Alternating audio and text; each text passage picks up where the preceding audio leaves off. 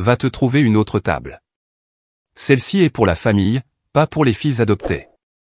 La voix de ma sœur Victoria résonna dans l'élégante salle à manger de Belmont S, l'un des restaurants les plus exclusifs de Seattle. Des rires éclatèrent autour de la table, mes parents, mon frère Kenneth et le mari de Victoria se joignant tous à la fête, comme si c'était la blague la plus drôle qu'ils aient jamais entendue.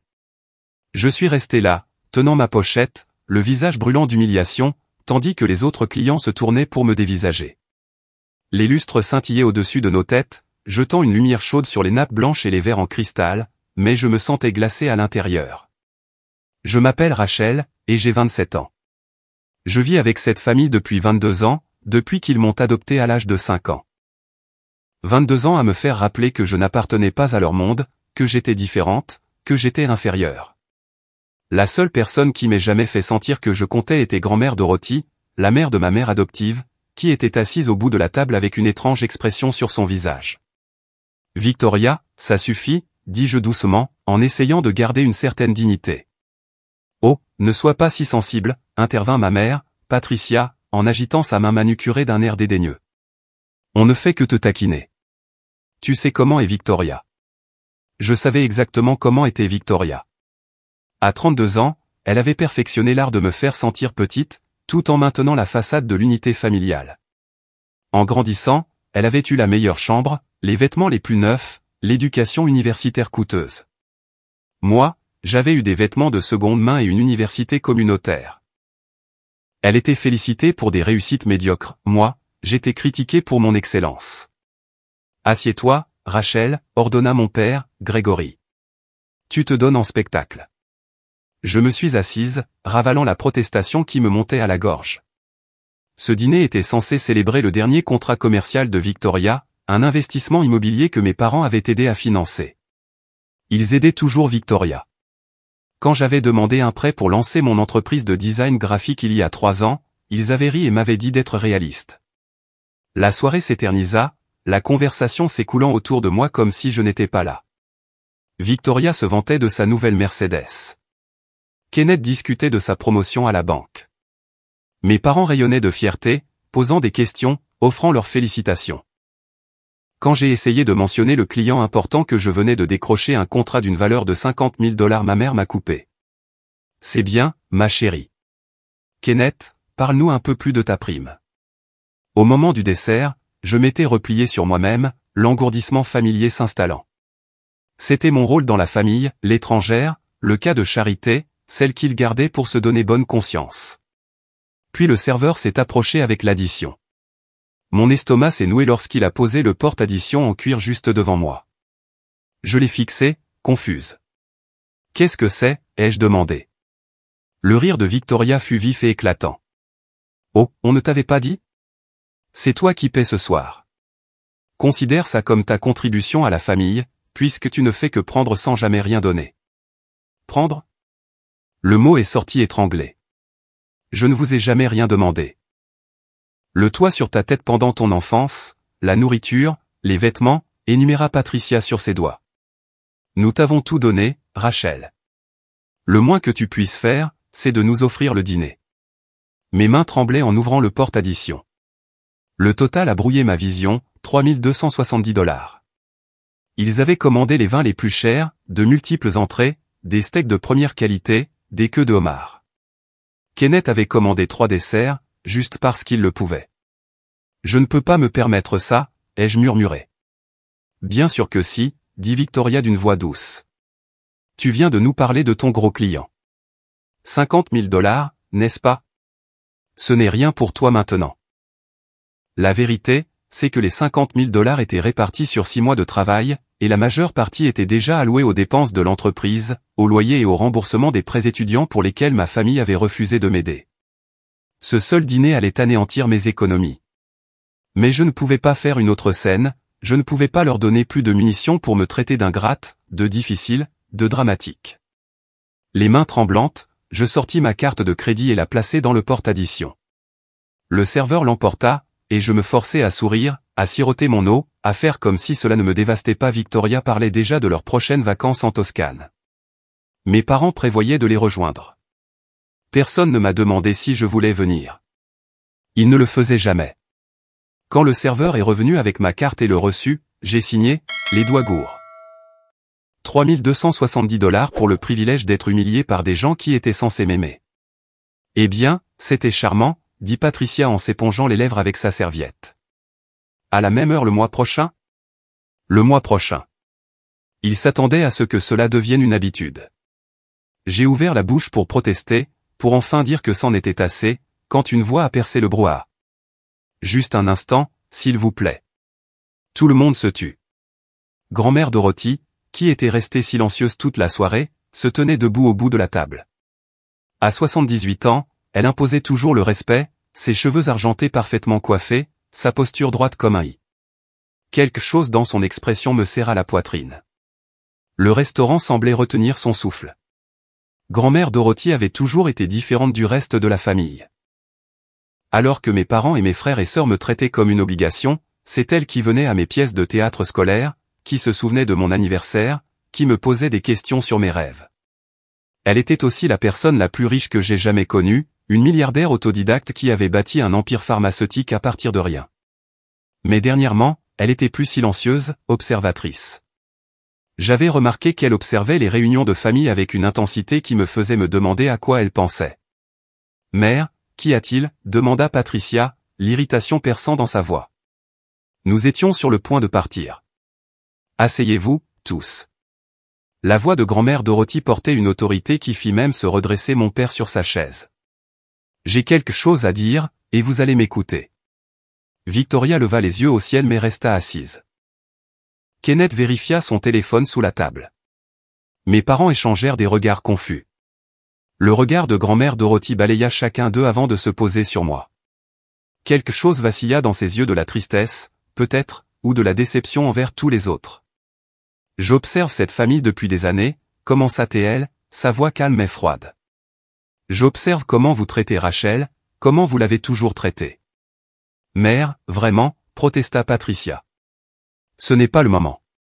Tais-toi. L'ordre fut si sec que ma mère obéit sur le champ. J'ai 78 ans, et j'ai passé ces derniers mois à réfléchir à mon héritage, à où mon argent devrait aller quand je ne serai plus là. La table devint très silencieuse. La fourchette de mon père cliqueta contre son assiette alors qu'il la posait. L'expression suffisante de Victoria vacilla. Nous savons tous comment ça marche, poursuivit grand-mère Dorothy. La majeure partie de ma succession va à Patricia, puis est répartie entre les petits-enfants. C'est ce que dit le testament actuel. Je vis le visage de Victoria s'illuminer de cupidité. Elle comptait sur cet héritage depuis des années, planifiant des achats somptueux, faisant des investissements basés sur de l'argent qu'elle n'avait même pas encore. Mais j'ai fait rédiger un nouveau testament par mon avocat. Grand-mère Dorothy sortit une enveloppe de son sac à main. Signée et authentifiée hier. Le silence était étouffant. Vous ne pouvez pas être sérieuse, dit Kenneth. Vous changez votre testament à cause de quoi? D'une stupide blague. Une blague? Le rire de grand-mère Dorothy était amer. Je vous ai tous vu vous moquer et rabaisser Rachel pendant plus de 2 décennies. Je vous ai vu l'exclure, l'humilier, la traiter comme si elle était moins qu'humaine. Et ce soir, vous l'avez fait payer pour vos excès, tout en riant. On s'amusait juste, protesta Victoria, mais sa voix tremblait. S'amuser? Grand-mère Dorothy répéta le mot comme s'il avait un goût immonde. Vous pensez que la cruauté est amusante? Vous pensez que faire en sorte que quelqu'un se sente sans valeur est un divertissement? Mon cœur battait si fort que je pensais que tout le monde pouvait l'entendre. Grand-mère Dorothy fit lentement le tour de la table jusqu'à se tenir à côté de moi. Sa main se posa doucement sur mon épaule. Rachel est la seule de cette famille à avoir montré un vrai caractère, dit-elle. Elle a travaillé pour tout ce qu'elle a. Elle a bâti une entreprise à partir de rien, sans aucune aide de votre part. Elle est gentille, talentueuse et résiliente, malgré tous vos efforts pour briser son esprit. Mère, vous êtes dramatique, dit Grégory, mais sa voix manquait de conviction. Vraiment? Les sourcils de grand-mère Dorothy se haussèrent. Patricia, quand as-tu demandé pour la dernière fois à Rachel comment elle allait? Vraiment demandé, et réellement écouté la réponse? La bouche de ma mère s'ouvrit et se referma. Kenneth, as-tu déjà félicité ta sœur pour ses accomplissements? As-tu déjà reconnu son succès? Mon frère fixa son assiette. Victoria, as-tu passé ne serait-ce qu'un seul jour à traiter Rachel comme un membre de la famille, au lieu d'une servante? Le visage de ma sœur devint rouge de colère et d'embarras. Grand-mère Dorothy les regarda chacun leur tour, sa déception évidente.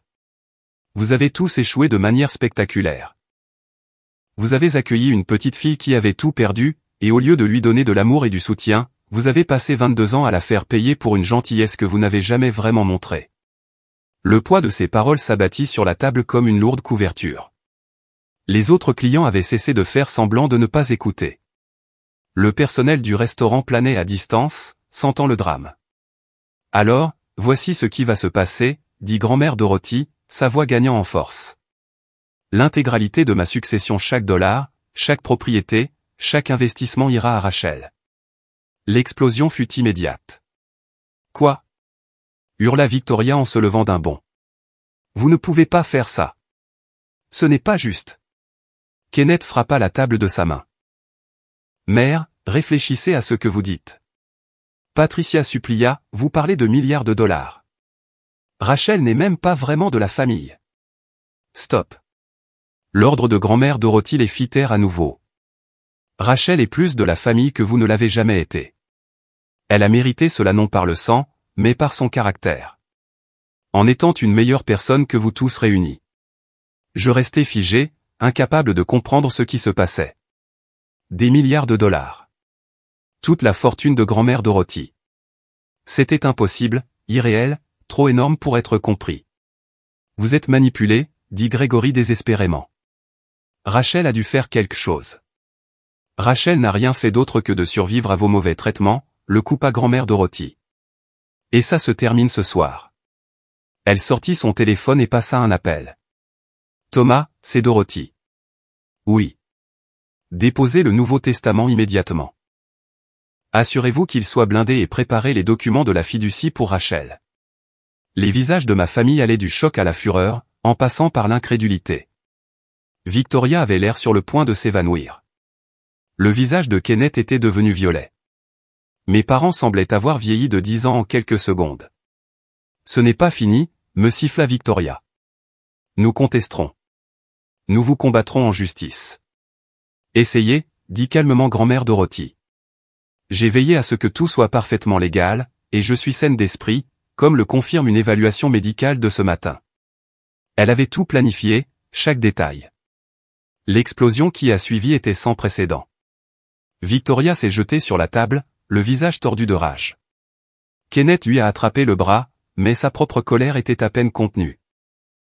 Mes parents étaient assis dans un silence stupéfait, leur monde soigneusement construit s'effondrant autour d'eux. Espèce de petite manipulatrice, me grogna Victoria. Tu as tout planifié. Tu as joué la victime depuis le début. Assez. Grand-mère Dorothy s'interposa entre nous. Rachel n'a rien fait de mal. Elle ne savait même rien de tout ça jusqu'à maintenant. C'était vrai. J'étais encore sous le choc. Mon esprit n'arrivait pas à saisir ce qui venait de se passer. Des milliards de dollars. Toute la succession de grand-mère Dorothy. Tout ce qu'elle avait construit au cours de sa vie. Pourquoi fais-tu ça? La voix de Patricia se brisa, des larmes coulant sur son visage. Je suis ta fille, ton sang. Et tu devrais avoir honte de la façon dont tu as agi, répondit grand-mère Dorothy, sa voix plus douce mais toujours ferme. Je t'ai donné tous les avantages dans la vie, Patricia. L'éducation, les opportunités, l'amour. Et tu as pris tout ça sans rien apprendre de la compassion ou de la gentillesse. Au lieu de ça, tu as transmis ta cruauté à tes propres enfants. Grégory tenta une autre approche. Soyons raisonnables. Nous pouvons arranger ça. Peut-être partager la succession. Il n'y a rien à arranger, dit grand-mère Dorothy. La décision est prise. Mes avocats ont tout en ordre. La fiducie est établie. Rachel recevra tout à mon décès, avec un accès immédiat à certains comptes dès demain. Demain? Le mot flottait dans l'air. Ce n'était pas une promesse pour l'avenir. C'était réel, immédiat, en train de se produire.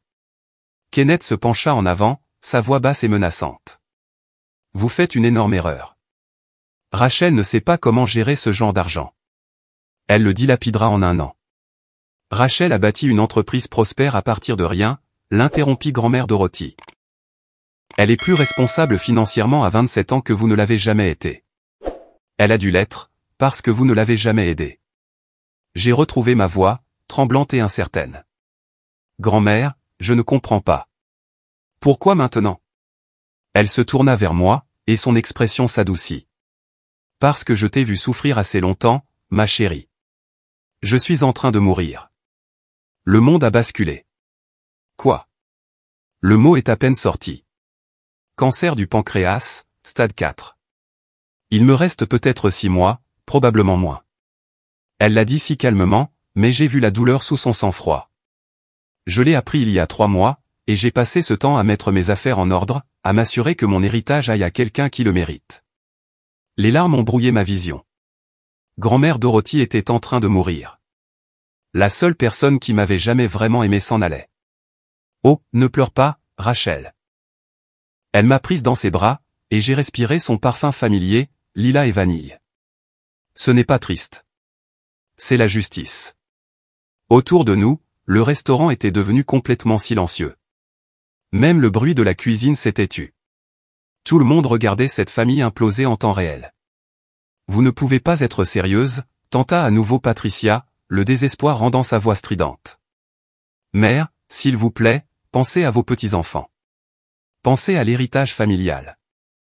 J'y pense, dit grand-mère Dorothy. C'est exactement pour ça que je fais ça. L'héritage familial devrait être la compassion, le travail acharné et l'intégrité. Rachel incarne tout cela. Le reste d'entre vous incarne la cupidité, la cruauté et le sentiment que tout vous est dû. Les mains de Victoria tremblaient. Nous allons vous poursuivre en justice. Nous allons prouver que vous n'êtes pas saine d'esprit. Bonne chance avec ça. Le sourire de grand-mère Dorothy était acéré. J'ai des évaluations médicales, des bilans psychologiques et des témoignages de dizaines de témoins sur la façon dont vous avez traité Rachel au fil des ans. Mon avocat documente tout depuis des mois. Elle avait planifié cela avec soin, méthodiquement, me protégeant alors même que son propre temps s'épuisait. Je veux rentrer à la maison, ai-je murmuré. Bien sûr. Grand-mère Dorothy garda son bras autour de moi. Thomas est dehors avec la voiture. Il nous emmènera toutes les deux chez moi. Nous avons beaucoup de choses à discuter. Alors que nous nous tournions pour partir, Kenneth nous a bloqué le passage. Ce n'est pas juste. Elle ne fait même pas vraiment partie de nous. Bouge. La voix de grand-mère Dorothy était glaciale. Ou je demanderai à la sécurité de t'expulser. Il s'est écarté, mais la haine dans ses yeux m'a fait tressaillir. Nous avons traversé le restaurant en silence, tous les regards nous suivant. L'air frais de Seattle m'a frappé le visage en sortant, et je l'ai avalé à grandes goulées, essayant de me ressaisir. Une élégante voiture noire attendait au bord du trottoir.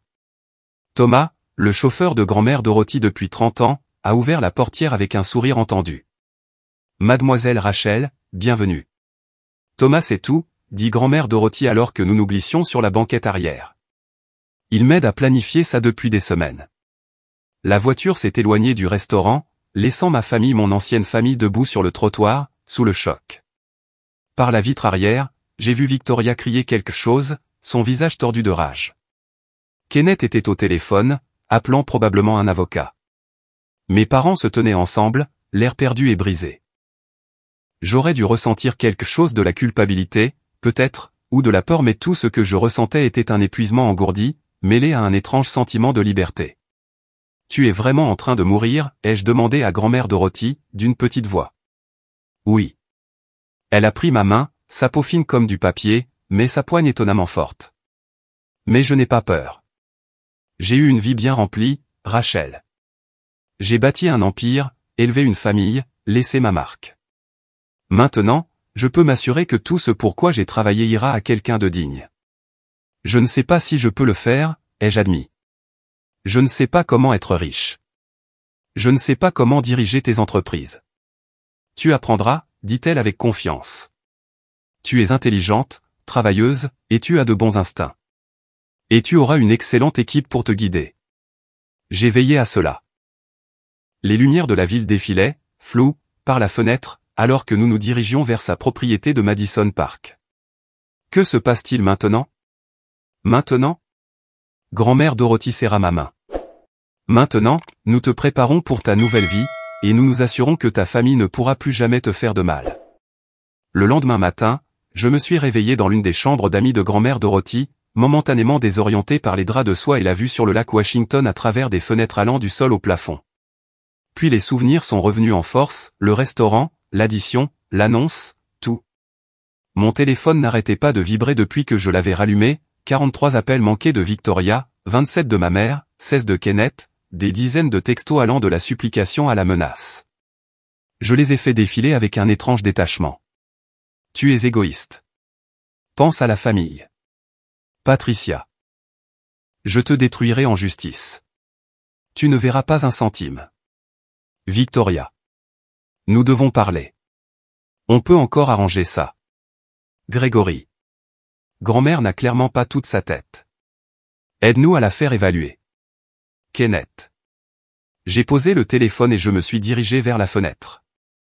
La propriété de grand-mère Dorothy s'étendait sur 3 acres de terrain de premier choix à Seattle. Le soleil du matin scintillait sur le lac, des voiliers parsemant déjà l'eau. C'était à moi maintenant, ou le serait bientôt. Un léger coup à la porte a interrompu mes pensées. Mademoiselle Rachel, le petit déjeuner est prêt, et Mademoiselle Dorothy aimerait vous voir dans le bureau. J'ai trouvé grand-mère Dorothy assise derrière un énorme bureau en acajou, l'air étonnamment énergique malgré la révélation de la veille sur sa santé. Thomas se tenait à proximité, et un homme distingué en costume coûteux était assis en face d'elle. Rachel, voici Walter, mon avocat, dit grand-mère Dorothy. Nous devons passer en revue certaines choses. Walter se leva, me serrant la main avec une poigne ferme. Mademoiselle Rachel, c'est un plaisir. Votre grand-mère a parlé de vous en des termes très élogieux. Je me suis assise, me sentant comme dans un rêve. Walter a ouvert un portefeuille en cuir et a commencé à expliquer les détails de la fiducie, des entreprises, des investissements.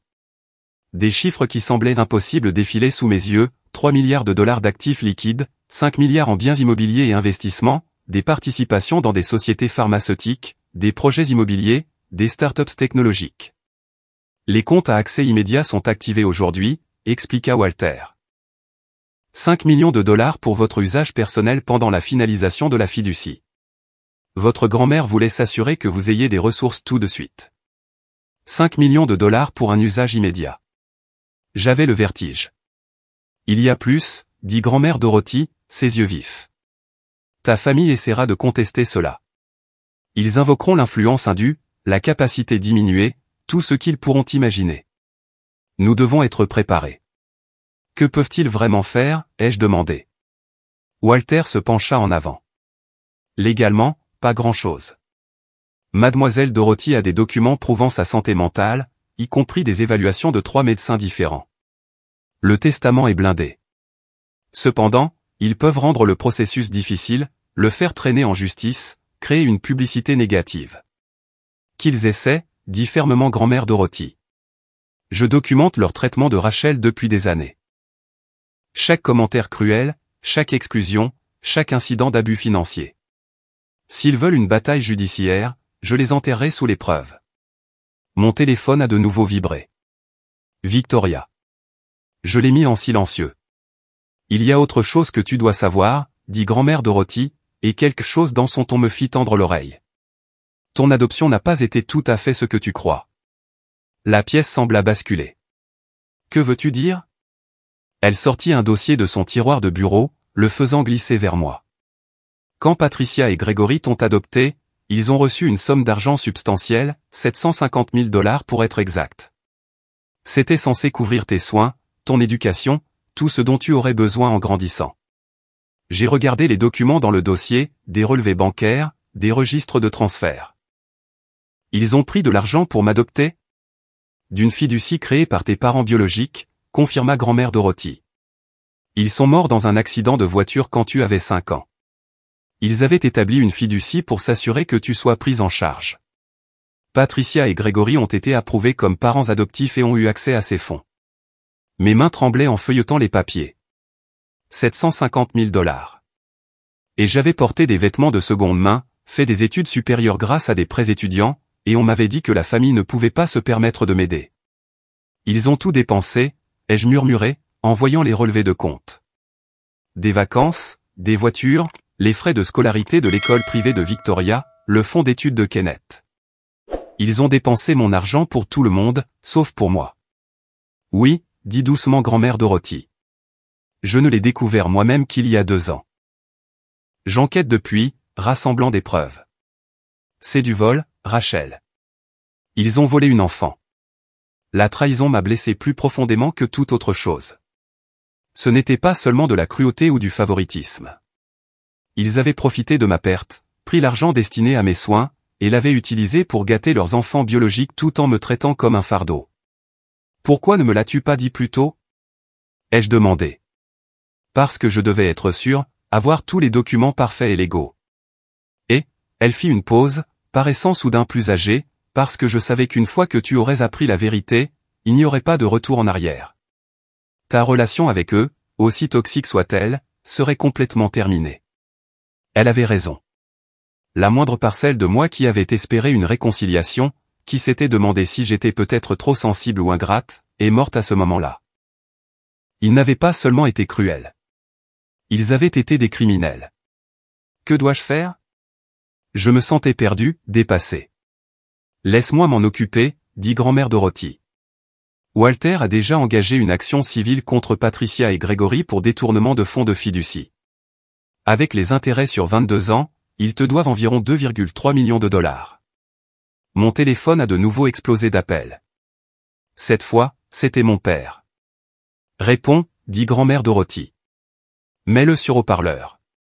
Écoutons ce qu'il a à dire. Les mains tremblantes, j'ai accepté l'appel. Rachel, la voix de Gregory était désespérée. Rachel, s'il te plaît, nous devons parler. Ta grand-mère n'a pas toute sa tête. Elle me semble parfaitement lucide, ai-je dit, ma voix plus stable que je ne le pensais. C'est de la folie. Tu ne peux pas sérieusement penser que tu mérites toute sa fortune.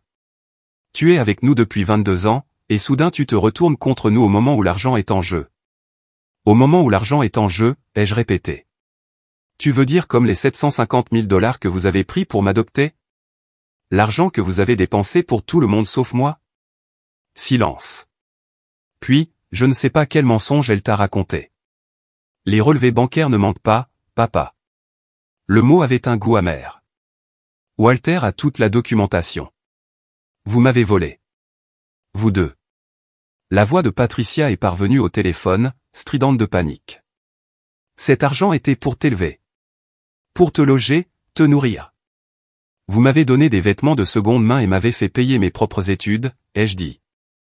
Pendant ce temps, Victoria avait des vêtements de créateur et une bourse complète pour une université privée. Kenneth a eu une nouvelle voiture à 16 ans. Je n'ai rien eu.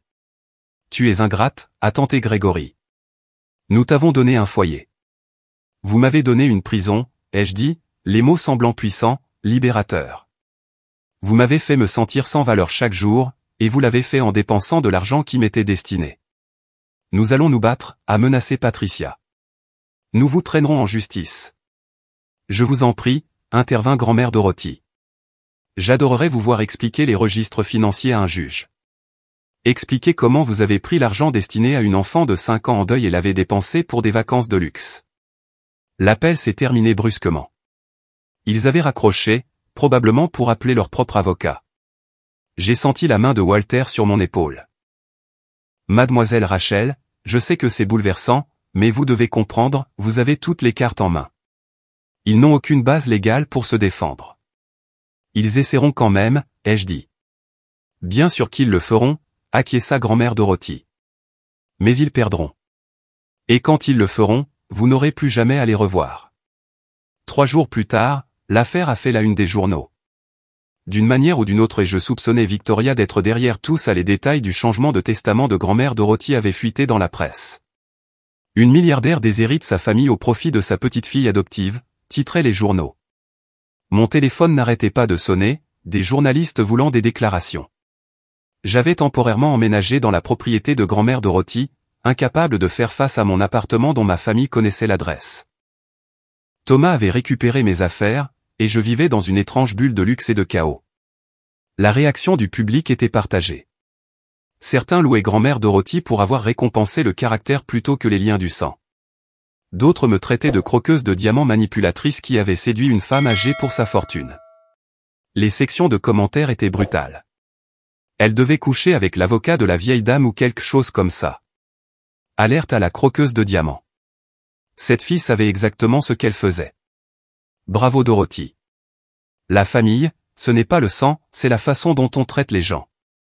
Cette fille adoptive va dilapider des milliards en un an. Vous verrez. J'ai essayé d'ignorer, mais les mots s'insinuaient sous ma peau. Avais-je eu tort d'accepter ça? Aurais-je dû refuser le cadeau de grand-mère Dorothy? Arrête de lire ça, dit grand-mère Dorothy, me trouvant penché sur mon ordinateur portable dans la bibliothèque. Elle avait l'air plus fragile qu'il y a quelques jours, le cancer progressant clairement. Les gens auront toujours des opinions. Laisse-les parler. Ils disent des choses horribles sur moi, ai-je dit. Ils ont dit des choses horribles sur moi quand j'ai créé ma première entreprise, a-t-elle répondu en s'installant dans le fauteuil à côté de moi. Ils disaient que j'étais trop agressive, trop masculine, trop ambitieuse. Une femme ne pouvait pas réussir dans l'industrie pharmaceutique. Je leur ai prouvé le contraire. Elle a pris ma main, sa poigne plus faible maintenant. Tu leur prouveras le contraire aussi, Rachel. Pas en te défendant, mais en étant exactement qui tu es, gentille, travailleuse, pleine de principes. Cet après-midi-là, Walter est arrivé avec des nouvelles. Patricia et Gregory ont officiellement déposé une requête pour contester le testament. Il invoque la capacité diminuée et l'influence indue. Laissez-moi voir, dit grand-mère Dorothy. Walter lui tendit les documents juridiques. J'ai lu par-dessus son épaule, ma colère montant à chaque mot. Il prétendait que j'avais isolé grand-mère Dorothy de sa famille, que j'avais manipulé une femme âgée et malade, que j'avais profité de son état mental déclinant. C'est ridicule, ai-je dit. Je ne savais même pas pour le cancer avant cette nuit-là. Nous avons des preuves du contraire, m'a assuré Walter, y compris des témoignages du personnel médical, d'amis et de partenaires commerciaux. Il s'accroche à des brindilles. Mais quelque chose dans l'expression de Walter me rendait nerveuse. Qu'est-ce que vous ne me dites pas? Il a échangé un regard avec grand-mère Dorothy. Victoria a engagé un détective privé.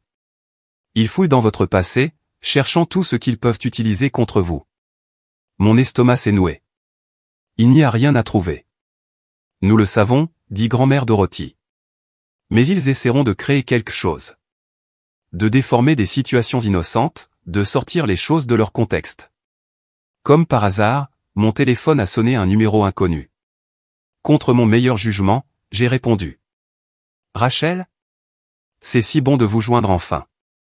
La voix était inconnue, mielleuse. Je suis Jennifer Cole, du magazine Seattle Scene.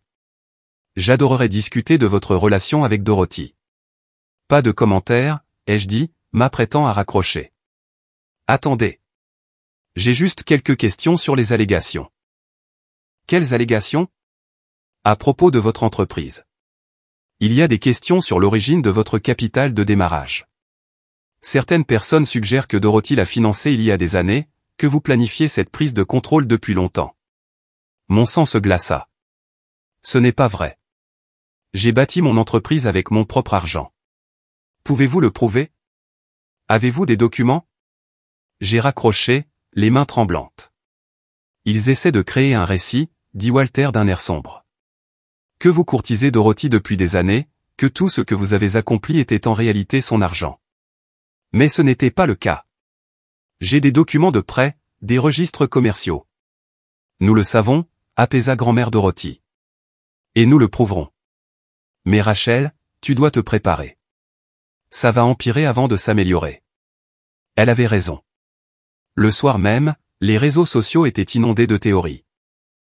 Des comptes anonymes, probablement ma famille, propageaient des rumeurs selon lesquelles j'avais échoué à l'université communautaire, j'avais obtenu mon diplôme avec mention, que mon entreprise était en faillite, elle était florissante, que j'avais eu de multiples liaisons avec des hommes plus âgés et riches, j'avais à peine eu de rendez-vous ces dernières années. La rumeur la plus cruelle était que j'avais d'une manière ou d'une autre causé la mort de mes parents biologiques pour accéder à leurs fonds en fiducie. J'avais 5 ans quand ils sont morts, mais les faits n'importaient pas au troll d'Internet. J'ai fermé mon ordinateur portable, me sentant malade. Mademoiselle Rachel, Thomas est apparu à la porte de la bibliothèque. Il y a des journalistes à la grille. Un bon nombre d'entre eux. Je me suis approché de la fenêtre donnant sur le devant de la propriété. Des camionnettes de presse bordaient la rue, des caméras pointées sur la maison. Ma vie privée était maintenant un spectacle public. C'est ce qu'ils veulent, ai-je dit doucement. Ils veulent que je craque, que je fasse quelque chose qui me fasse passer pour une mauvaise personne. Alors ne leur donne pas cette satisfaction, dit grand-mère Dorothy. Elle avait l'air épuisée, mais ses yeux étaient toujours féroces. Nous combattons cela de la bonne manière, avec la vérité, avec des preuves, avec dignité. Cette nuit-là, je n'ai pas pu dormir. Je n'arrêtais pas de rejouer des moments de mon enfance, Patricia me disant que j'avais de la chance qu'il m'ait recueilli, Victoria riant quand je n'étais pas invité à sa fête d'anniversaire, Kenneth me poussant dans la piscine lors d'une réunion de famille pendant que tout le monde riait. Chaque moment d'exclusion, chaque cruauté désinvolte, tout menait à cet instant. Vers 2 heures du matin, mon téléphone a vibré avec un texto d'un numéro inconnu, tu vas le regretter. On va te détruire. Victoria, me menaçant depuis un téléphone prépayé. J'ai fait une capture d'écran et l'ai envoyée à Walter. Une preuve. Grand-mère Dorothy m'avait bien appris. Le lendemain matin a apporté un nouveau développement. Kenneth s'est présenté à la propriété, réussissant d'une manière ou d'une autre à passer la sécurité. Je l'ai trouvé dans le hall, en train de se disputer avec Thomas. Je dois voir Rachel, disait-il. S'il vous plaît, c'est important. C'est bon, Thomas, ai-je dit, bien que mon cœur battait la chamade. Je vais lui parler. Kenneth avait l'air terrible non rasé, ses vêtements froissés, des cernes sombres sous les yeux. Rien à voir avec le banquier impeccable que j'avais connu en grandissant. Rachel, s'il te plaît, dit-il. Nous devons arranger ça. La famille est en train de s'effondrer. La famille s'est effondrée il y a longtemps, ai-je dit. Tu ne le remarques que maintenant parce que l'argent est en jeu, ce n'est pas juste. Je sais que nous n'avons pas toujours été. Je sais que nous aurions pu être meilleurs avec toi. Mais ça? Il fit un geste vers la propriété. Nous exclure complètement? C'est trop. Trop? Ma voix s'est élevée malgré ma tentative de rester calme. Kenneth, tu m'as poussé dans une piscine quand j'avais 12 ans, et j'ai failli me noyer parce que je ne savais pas nager. Personne ne m'a appris, parce que les leçons de natation étaient pour la vraie famille. Victoria a dit à tout le monde à l'école que j'étais adopté parce que mes vrais parents ne voulaient pas de moi. Maman a oublié mon anniversaire 3 années de suite. Papa m'a dit que je devrais être reconnaissante pour les miettes. Et vous avez tous dépensé 750 000 $ qui m'étaient destinés, pendant que je travaillais 3 emplois pour payer l'université communautaire. Le visage de Kenneth est devenu blanc. Je ne savais pas pour cet argent, je le jure. Tu ne le savais pas parce que tu n'as jamais demandé. Aucun de vous n'a jamais posé de questions sur moi, sur ma vie, sur si j'allais bien. Les mots se sont déversés, des années de douleur trouvant enfin une voie. Tu veux arranger la famille? Il n'y a rien à arranger. C'était cassé depuis le début. Rachel, s'il te plaît. Sors. Ma voix était stable maintenant, froide. Sors de cette maison et ne reviens pas, tu fais une erreur, dit Kenneth, mais il n'y avait aucune conviction dans sa voix. Quand grand-mère sera partie, tu n'auras plus personne. Je n'avais déjà personne, ai-je dit. Au moins, maintenant, j'aurai les ressources pour construire une vraie vie. Thomas a raccompagné Kenneth à la porte. Par la fenêtre, j'ai regardé mon frère marcher vers sa voiture, les épaules affaissées. Pendant un instant, juste un instant, j'ai ressenti une pointe de quelque chose, pas tout à fait de la culpabilité, mais une triste reconnaissance de ce qui aurait pu être, s'ils avaient choisi différemment. Cet après-midi-là, Walter a convoqué une réunion d'urgence. Son expression était grave. L'équipe juridique de Victoria a trouvé quelque chose, dit-il. Ou plutôt, ils prétendent avoir trouvé quelque chose. Ils allèguent que vous avez falsifié des documents liés à votre entreprise, en particulier des contrats avec des clients. Ils essaient de vous dépeindre comme une personne malhonnête, capable de manipuler Dorothy. C'est insensé, ai-je dit. Tous mes contrats sont légitimes. Nous le savons, mais ils déposent une requête pour retarder la procédure testamentaire en attendant une enquête. C'est une tactique dilatoire, mais ça pourrait marcher. La main de grand-mère Dorothy a frappé le bureau, nous surprenant tous les deux. Malgré sa fragilité, la colère lui donnait de la force. Absolument pas Walter, dépose une requête d'urgence pour accélérer la procédure. Je veux que ce soit réglé avant. Elle n'a pas terminé sa phrase. Avant sa mort. Dorothy, vous devriez vous reposer, a commencé Walter. Je me reposerai quand ce sera terminé, a-t-elle claqué. Ma petite fille est attaquée par des vautours qui se font passer pour une famille. Nous mettons fin à ça maintenant. Walter a hoché la tête et a sorti son téléphone, s'éloignant pour passer des appels. Grand-mère Dorothy s'est tournée vers moi, ses yeux féroces malgré l'épuisement évident sur son visage. Rachel, j'ai besoin que tu fasses quelque chose pour moi. N'importe quoi. Je tiendrai une conférence de presse demain. Je vais dire la vérité. Toute la vérité. Sur l'argent volé, les abus, tout.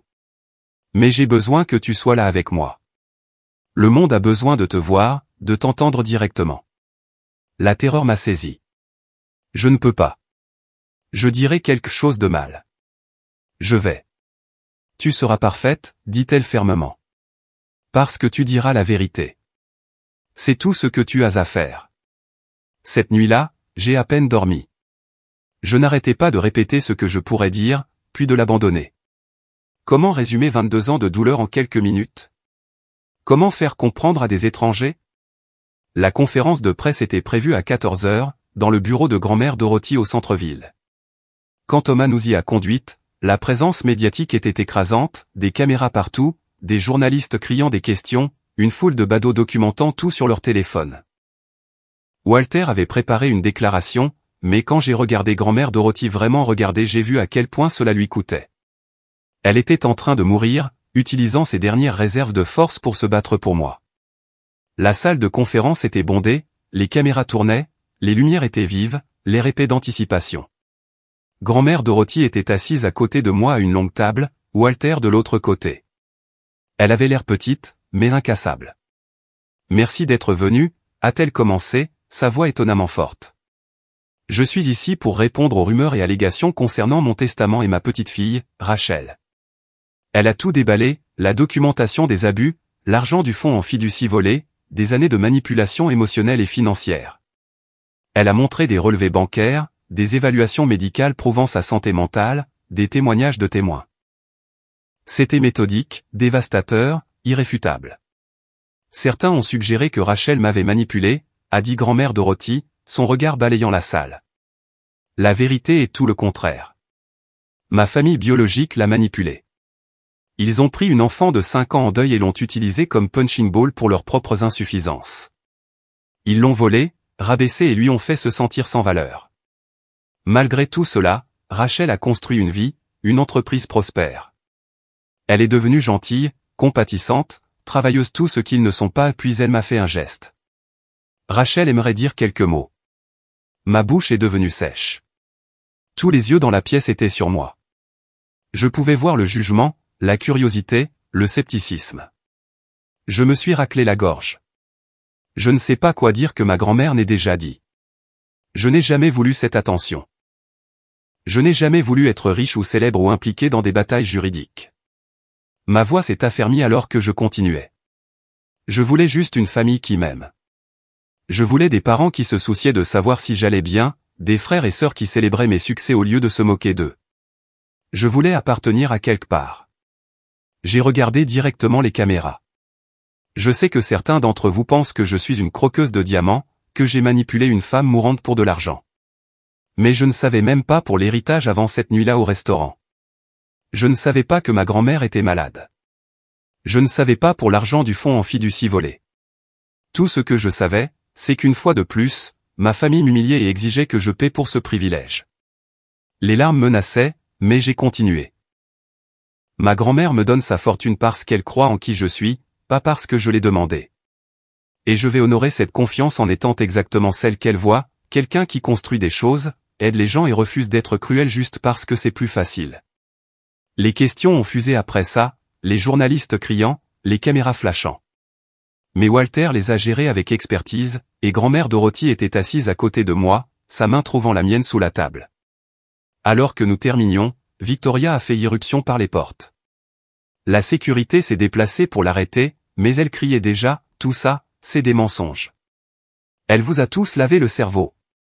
Le maquillage de Victoria était maculé, sa robe de créateur froissée. Elle avait l'air déséquilibrée. C'est moi la vraie victime ici. Cette garce adoptée a volé mon héritage. Les caméras se sont tournées vers elle, capturant chaque seconde de sa crise. Madame Victoria, a lancé un journaliste, qu'en est-il des allégations selon lesquelles vos parents ont volé l'argent du fonds en fiducie destiné à Rachel? Cet argent était à nous. Nous l'avons mérité en élevant cette garce ingrate. Vous avez mérité 750 000 $ pour avoir traité une enfant comme une ordure, a demandé un autre journaliste. Victoria a réalisé son erreur trop tard. Les caméras avaient tout enregistré, son aveu, sa rage, son manque total de remords. Sortez-la d'ici, a dit Walter à la sécurité. Alors que Victoria était escortée dehors, hurlant toujours des menaces, j'ai regardé les journalistes taper frénétiquement sur leur téléphone. Le récit venait de basculer. Victoria leur avait donné le méchant dont ils avaient besoin, et ce n'était pas moi. Grand-mère Dorothy a serré ma main. Eh bien, dit-elle doucement, je ne pense pas que nous aurions pu mieux planifier ça si nous avions essayé. Malgré tout, j'ai presque souri. Victoria s'était détruite elle-même, et elle l'avait fait devant les caméras, pour que le monde entier le voie. La vidéo de la crise de Victoria est devenue virale en quelques heures. Le soir même, elle avait été vue plus de 10 millions de fois. Les chaînes d'information la diffusaient en boucle, disséquant chaque mot, chaque expression déséquilibrée. Les réseaux sociaux ont explosé de commentaires. A-t-elle vraiment admis qu'ils ont pris de l'argent pour élever une enfant adoptée? Cette famille est toxique. Rachel mérite tout. Victoria vient de détruire sa propre affaire en moins de 60 secondes. Brillant. Ce regard sur son visage quand elle a réalisé ce qu'elle a dit. Inestimable. L'opinion publique a basculé du jour au lendemain.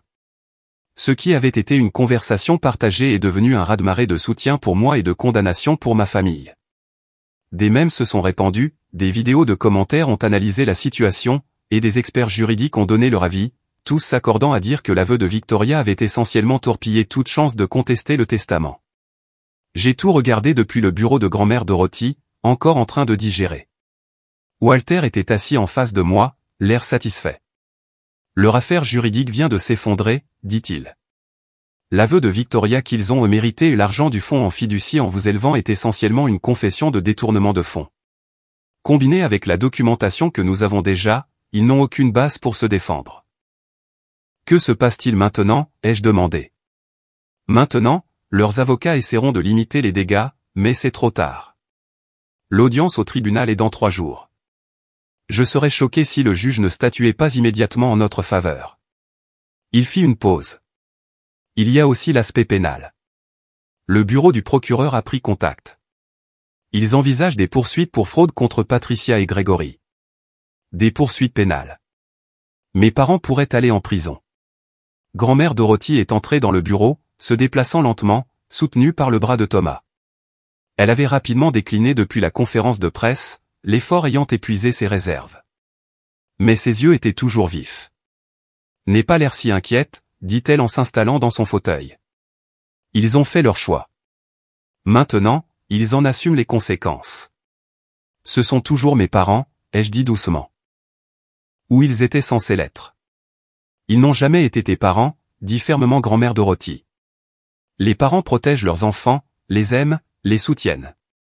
Ce que Patricia et Gregory ont fait, c'était de l'exploitation, pure et simple. Mon téléphone a vibré. Un autre message, mais celui-ci m'a glacé le sang, je sais où tu habites maintenant. Ce n'est pas fini. V. Je l'ai montré à Walter, qui a immédiatement passé un appel. Je fais déposer une ordonnance restrictive aujourd'hui et j'augmente la sécurité à la propriété. Elle est désespérée, a observé grand-mère Dorothy. Les gens désespérés font des choses dangereuses. Elle avait raison. Au cours des 2 jours suivants, le comportement de Victoria est devenu de plus en plus erratique. Elle s'est présentée à mon ancien immeuble, hurlant sur les locataires. Elle a publié de longues diatribes incohérentes sur les réseaux sociaux, chacune plus délirante que la précédente. Elle prétendait que j'avais utilisé la sorcellerie pour manipuler grand-mère Dorothy, que je faisais partie d'un complot, qu'elle était la vraie victime d'abus de personnes âgées. Chaque publication ne faisait qu'empirer les choses pour elle. Le public la regardait s'autodétruire en temps réel, et toute sympathie qui aurait pu exister s'est évaporée. Kenneth a tenté une autre approche. Il est allé sur une chaîne d'information locale, se présentant comme le juste milieu raisonnable. « Écoutez, je pense qu'il y a eu des erreurs des deux côtés », a-t-il dit avec sérieux à la caméra. « Oui, peut-être que nous n'avons pas été aussi accueillants avec Rachel que nous aurions dû l'être.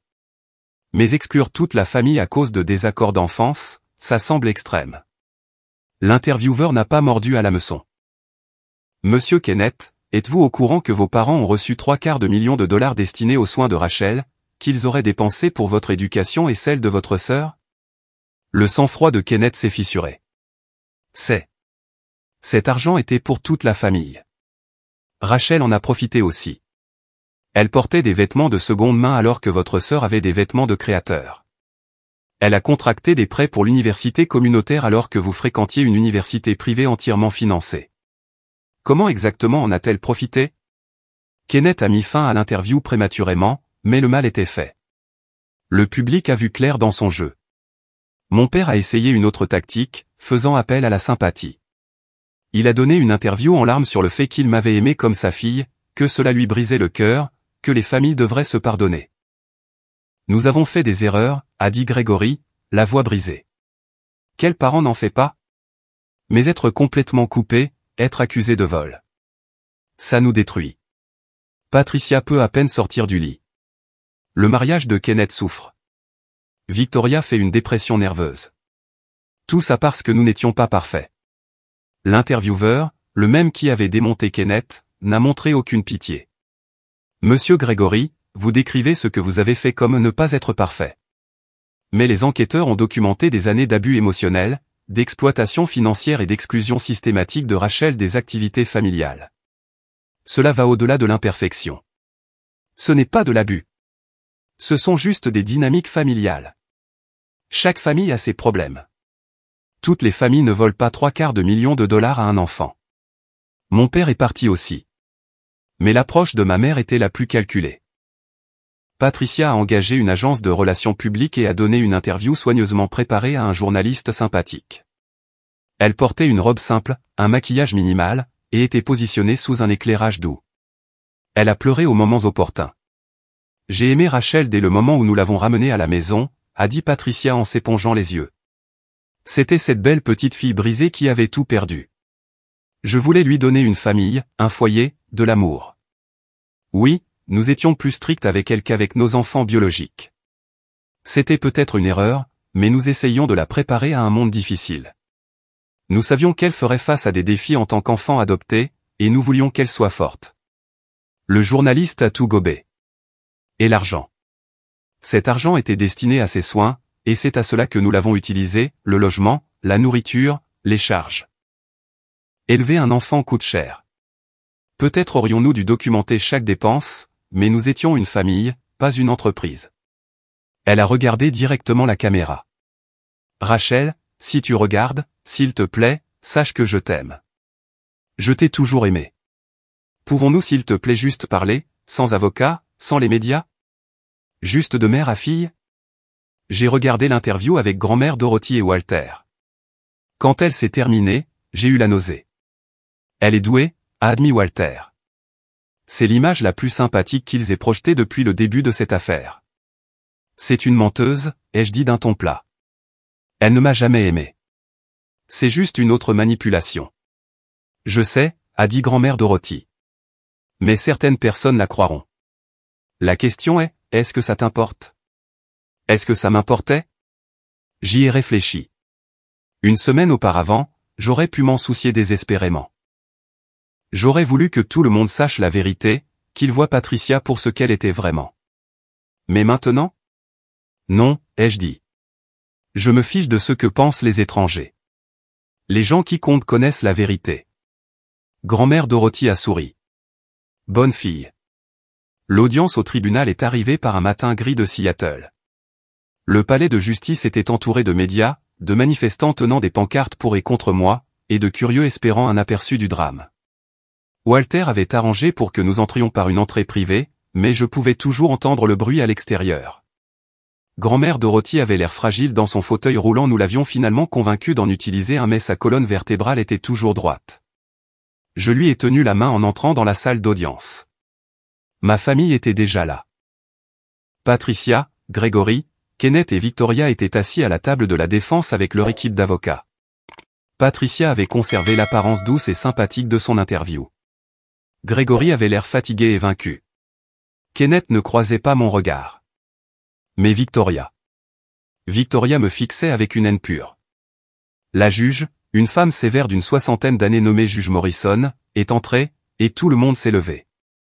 Il s'agit d'une audience concernant le testament de Dorothy et la contestation déposée par Patricia et sa famille, a commencé la juge Morrison.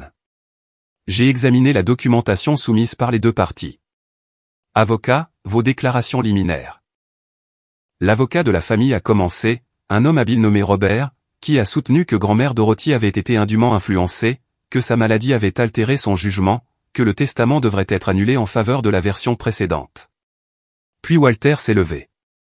Il n'a ni argumenté ni plaidé. Il a simplement présenté des faits, des relevés bancaires montrant l'argent du fonds en fiducie volé, des évaluations médicales de 3 médecins différents confirmant la santé mentale de grand-mère Dorothy, des témoignages de partenaires commerciaux sur son acuité mentale, des documents sur les abus que j'avais subis, photos, enregistrements, déclarations de témoins. Et enfin, la confession virale de Victoria en vidéo. Votre honneur, a conclu Walter, il ne s'agit pas d'un cas d'influence indue. Il s'agit d'une femme qui choisit de laisser sa succession à quelqu'un qui le mérite, et d'une famille en colère que leur victime ait enfin échappé à leur contrôle. L'avocat de Patricia a tenté de contrer, mais la juge Morrison l'a interrompu.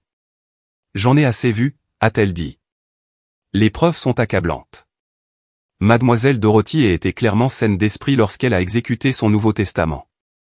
La documentation des abus est complète et crédible, et l'aveu de Victoria est que la famille a mérité l'argent destiné aux soins de Rachel confirme essentiellement les allégations d'exploitation financière. Mon cœur a commencé à s'emballer. De plus, a poursuivi la juge Morrison, le comportement manifesté par les parties contestataires au cours de cette procédure, y compris les menaces, le harcèlement et la diffamation publique, ne fait que renforcer le bien-fondé de la décision de mademoiselle Dorothy. Une famille qui aimait vraiment Rachel ne l'aurait jamais traitée de cette manière, avant ou après le changement de testament. Victoria s'est levée, incapable de se contenir. C'est. Asseyez-vous, a ordonné la juge Morrison. Ou je vous placerai en état d'outrage au tribunal. Victoria s'est assise, mais sa fureur était palpable. Je statue en faveur du testament tel qu'exécuté, a déclaré la juge Morrison. La contestation est rejetée avec préjudice. De plus, j'ordonne à Patricia et Gregory de payer une restitution pour les fonds de fiducie détournés, 750 000 $ plus les intérêts sur 22 ans, soit un total d'environ 2,3 millions de dollars. Ils ont 90 jours pour payer en totalité. La salle d'audience a explosé. Patricia s'est effondrée sur sa chaise, en sanglots. Gregory avait l'air d'avoir vieilli de 10 ans en 10 secondes. Kenneth a mis sa tête dans ses mains. Victoria a commencé à crier des obscénités jusqu'à ce que des huissiers l'escortent dehors. Je suis resté figé, incapable de réaliser que c'était fini. Nous avions gagné complètement, de manière décisive, irrévocablement. Grand-mère Dorothy a serré ma main. C'est fait, ma chérie. Tu es libre. Les médias nous ont assaillis à la sortie du palais de justice, mais Walter et Thomas ont créé une barrière. J'ai entendu les questions crier, comment je me sentais? Que allais-je faire de l'argent? Avais-je un message pour ma famille? Mais je n'ai pas répondu. J'ai simplement aidé grand-mère Dorothy à monter dans la voiture et j'ai laissé Thomas nous emmener. De retour à la propriété, grand-mère Dorothy était épuisée mais satisfaite. Je peux mourir heureuse maintenant, a-t-elle dit, et les mots m'ont frappé comme un coup. Ne dis pas ça, ai-je murmuré. S'il te plaît. Oh, Rachel. Elle m'a pris le visage entre ses mains fines. Je n'ai pas peur. J'ai pu voir la justice rendue. J'ai pu savoir que ma fortune sera utilisée pour le bien. C'est plus que ce que la plupart des gens obtiennent. Au cours des 3 semaines suivantes, j'ai vu grand-mère Dorothy s'éteindre. Elle glissait entre conscience et inconscience, parfois lucide, parfois perdue dans ses souvenirs. Je suis resté à ses côtés, lui tenant la main, lui parlant de mes projets pour la fondation que je voulais créer, quelque chose pour aider les enfants adoptés victimes d'abus ou d'exploitation. C'est parfait, a-t-elle murmuré lors d'un de ces moments de clarté. Aide les autres comme toi à briser le cycle. Je le ferai, ai-je promis. Je te rendrai fier. Tu l'as déjà fait. Son sourire était paisible. Tu leur as survécu, Rachel. Tu es resté gentil quand ils étaient cruels. Tu as travaillé dur quand ils ont essayé de te briser. Tu es tout ce que j'espérais que tu serais. Elle est morte un mardi matin, alors que je lui tenais la main et que le soleil entrait par la fenêtre. Ses dernières paroles furent « Merci d'avoir été ma vraie famille ». Je suis resté avec elle longtemps après, pleurant la femme qui m'avait sauvé, qui m'avait aimé, qui m'avait donné un avenir, la seule grand-mère que j'ai jamais vraiment eue. Les funérailles ont été privées, juste moi, Thomas, Walter et quelques amis proches de grand-mère Dorothy. Ma famille n'a pas été invitée, bien que Patricia ait essayé de s'incruster et ait été repoussée par la sécurité. Dans les semaines qui ont suivi, le transfert complet des actifs a été finalisé.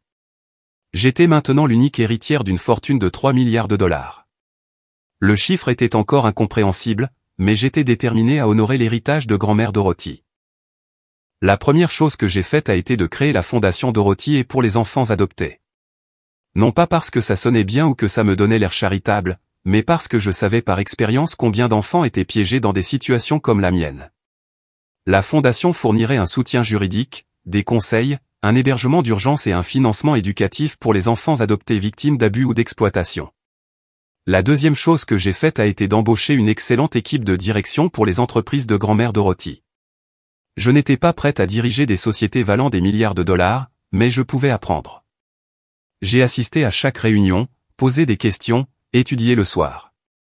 Lentement, j'ai commencé à comprendre l'empire qu'elle avait bâti. La chute de ma famille a été rapide et brutale. Incapables de payer les 2,3 millions de dollars de restitution, Patricia et Gregory ont été contraints de vendre leur maison, leur voiture, tout ce qui avait de la valeur. Ils ont déménagé dans un petit appartement d'un quartier difficile ironique, considérant qu'ils avaient toujours méprisé les gens qu'ils jugeaient inférieurs. Gregory a fait face à des accusations de fraude pour le vol du fonds en fiducie et a été condamné à 3 ans de prison. Patricia a écopé de 2 ans. Kenneth, qui avait bénéficié de l'argent volé par son éducation, a été contraint de rembourser sa part, soit environ 400 000 dollars. Son mariage s'est effondré sous la pression financière, et aux dernières nouvelles, il cumulait 2 emplois pour effectuer les paiements. Mais le sort de Victoria fut le plus satisfaisant. Sa crise virale avait détruit toute crédibilité qu'elle avait. Son mari a divorcé, emportant leur maison et la plupart de leurs biens. Elle avait massivement investi dans une entreprise de restauration qui a échoué de manière spectaculaire, la laissant profondément endettée. Le détective privé qu'elle avait engagé pour trouver des informations compromettantes sur moi la poursuivait maintenant pour des honoraires impayés. Elle avait essayé d'écrire un livre de révélations, mais les éditeurs l'ont rejeté après que les vérificateurs de faits l'aient trouvé truffé de mensonges. Elle avait tenté de lancer une chaîne YouTube, mais les commentaires étaient si brutaux qu'elle l'a supprimée. Elle avait même essayé de se réconcilier avec moi, non pas par remords sincères, mais dans l'espoir désespéré que je lui donne de l'argent. J'ai lu son email une fois, Rachel, je sais que nous avons une eau différente, mais nous sommes toujours sœurs. La famille pardonne à la famille. Je suis en difficulté en ce moment, et je sais que tu t'en sors bien. Peut-être pourrions-nous nous retrouver pour un café, parler du passé et construire un avenir ensemble. Je l'ai supprimé sans répondre. 6 mois après la mort de grand-mère Dorothy, je me tenais dans le nouveau siège de la Fondation, un magnifique bâtiment du centre-ville de Seattle dédié à aider des enfants comme j'avais été. Les murs étaient couverts de photos d'enfants que nous avions déjà aidés, des histoires d'évasion et de nouveaux départs. Thomas se tenait à mes côtés, ayant accepté un poste de directeur des opérations de la Fondation. Mademoiselle Dorothy serait fière, dit-il. Je l'espère, ai-je répondu. Mon téléphone a vibré. Un autre message de ma famille. Il n'arrêtait jamais d'essayer. Celui-ci venait de Kenneth. Rachel, maman et papa sont en difficulté. Papa est en prison. Maman survit à peine. Je sais que tu es en colère, mais ce sont toujours tes parents. Ne peux-tu pas trouver dans ton cœur de quoi les aider? J'ai tapé ma réponse avec soin. Ils n'ont jamais été mes parents. C'étaient des gens qui ont pris de l'argent pour m'élever et qui, au lieu de cela, m'ont utilisé comme punching ball pour leurs insuffisances. Je ne leur dois rien. Mais je te propose un marché. Je ferai don du montant exact qu'ils m'ont volé 750 000 dollars à un fonds aidant les enfants adoptés à échapper aux familles abusives, en leur nom. Ce sera le seul héritage qu'ils auront. J'ai cliqué sur envoyer et j'ai bloqué son numéro. 1 an plus tard, je faisais la une d'un magazine économique, non pas comme la fille adoptive qui avait hérité de milliards, mais comme une PDG dirigeant plusieurs entreprises prospères et une fondation en pleine croissance qui avait aidé plus de 500 enfants. L'article se concentrait sur mon travail, ma vision, mes réalisations. Il y avait une petite mention de mon drame familial, mais c'était du passé maintenant. Le récit avait changé. Je n'étais plus la victime. Je n'étais ni la croqueuse de diamants, ni la manipulatrice.